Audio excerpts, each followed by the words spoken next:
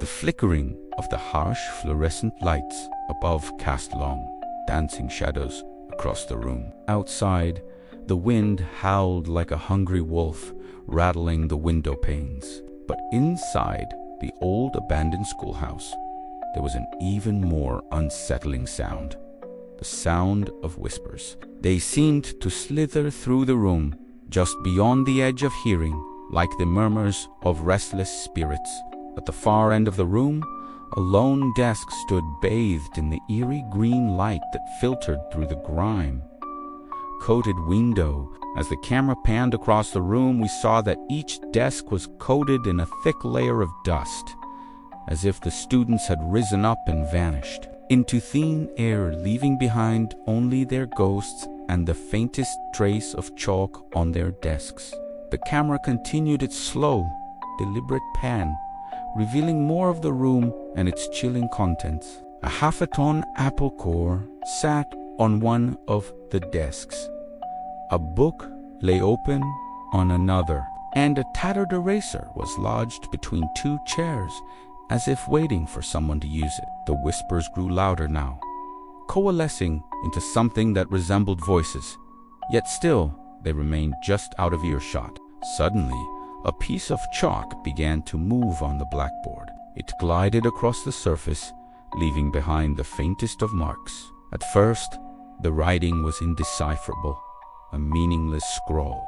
But then, as the piece of chalk continued its relentless march across the board, the words began to form. "Help me," it scratched out, and then it stopped. For a moment, there was silence, or perhaps the silence was even more unnerving than the whispers. Then the piece of chalk started moving again, this time faster, more frantically. "Save me," it wrote. The letters becoming more frantic, more desperate. The whispers in the room grew louder still, swirling around the words on the board like a vortex of sound. The camera panned to the window, where the wind had become a raging tempest, whipping the curtains violently back and forth as if some unseen hand were trying to tear them from their moor. Rain lashed against the glass, obscuring the world outside into a blurry gray mass. The room was plunged into darkness as the wind caused the old power lines outside to snap, leaving the only illumination to be the flashes of lightning that intermittently illuminated the room in stark white light. In the sudden, horrifying quiet that followed, the camera turned back to the blackboard. The piece of chalk continued to move, the writing now a wild scroll. "Let me out," it cried, and then, "Don't let me die."